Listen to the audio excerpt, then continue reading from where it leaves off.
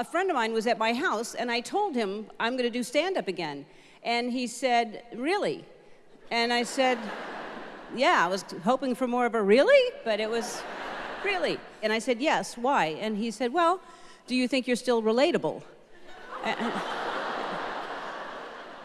I said, yes, I do think I'm still relatable. I'm a human being. And he said, well, I mean, your life has changed so much. And I said, I know, but I still think I'm relatable.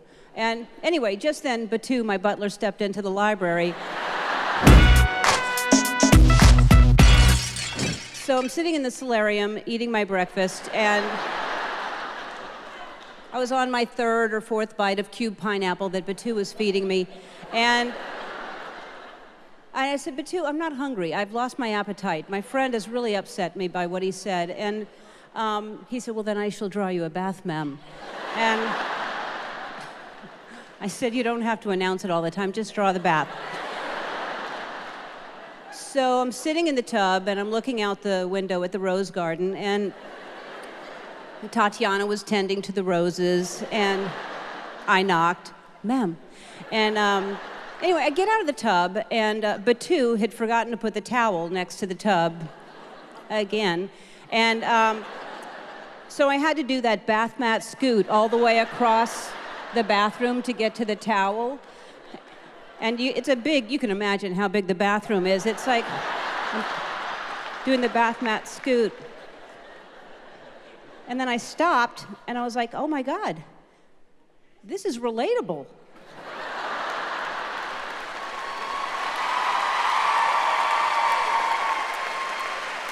I came home early from the road. I had a $12,000 suit on, because life's been going good. And I got home early, and dinner was cooking. You ever come home when dinner's cooking? Doesn't that smell good?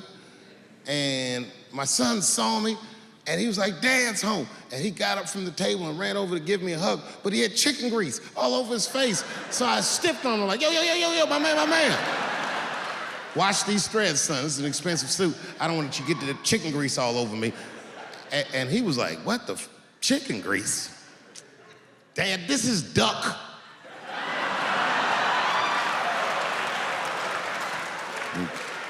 A tear came out of my eyes.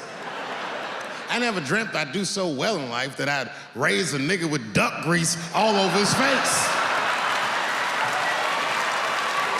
I know my life has changed drastically, but it wasn't always like that. And the reason I'm telling you this, as a famous person, you sort of read about yourself, you know, gossip and, you know, Twitter and everything. And one thing kept cropping up, even when I was preparing for this tour, people saying, oh, he's out of touch. He's so famous, he's rich, he's mega rich. I am.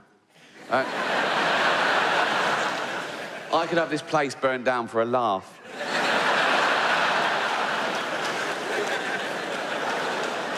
No, but they say things like, oh, he's an observational comedian. How can he say things that relate to ordinary scum?